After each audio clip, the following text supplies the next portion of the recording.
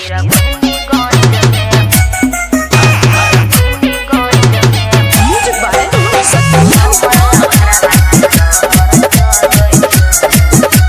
आप सुन रहे हैं विद्यालय स्टूडियो की प्रस्तुति। यूपी बिहार में करो छे अपराध रे, पर जे तो भाले तो रख ले नया रे।